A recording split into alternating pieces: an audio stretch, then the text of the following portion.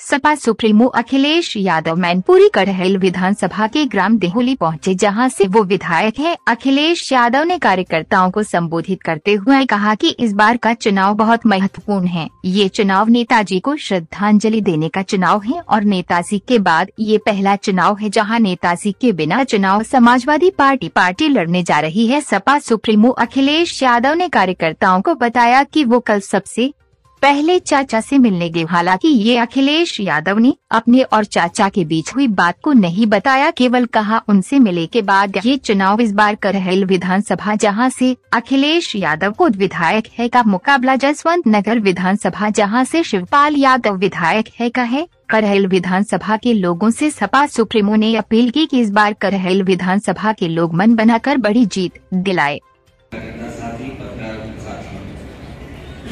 मैं सबसे पहले आप सबका बहुत बहुत धन्यवाद और आभार प्रकट करना चाहता हूँ कि आप सब इस कार्यक्रम में आज शामिल हैं। जब कार्यक्रम शुरुआत किस विधानसभा से सबसे पहले कार्यक्रम शुरू हो तो हम सब लोगों ने मिलकर के यही तय किया कि जिस विधानसभा ने आपको चुनकर के विधानसभा में पहुंचाया है उसी विधानसभा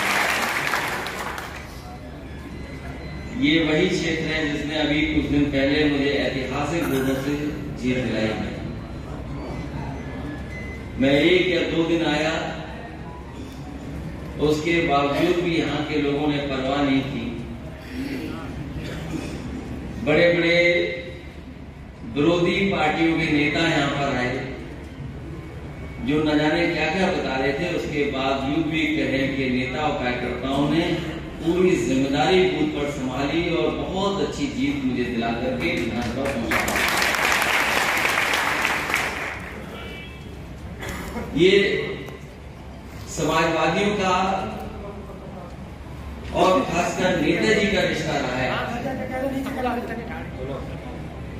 कई बार यहाँ पे कठिन परिस्थितियों में चुनाव हुए होंगे, लेकिन ये पहला ऐसा चुनाव होने जा रहा है जिसमें नेताजी हम लोगों के बीच में नहीं है।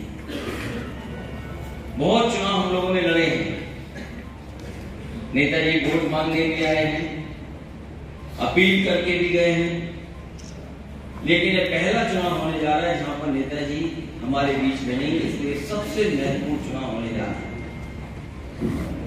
जहां हमसे पहले लोगों ने कहा कि नेताजी की रोज अनुमान लगाना रहते हैं, खासतौर से हमारे मीडिया वाले लोग बैठे हुए दिल्ली से देखते हैं इतनी जाति के ये लोग हैं, इतनी संख्या में ये लोग। ये वो कॉन्स्टेंसी है।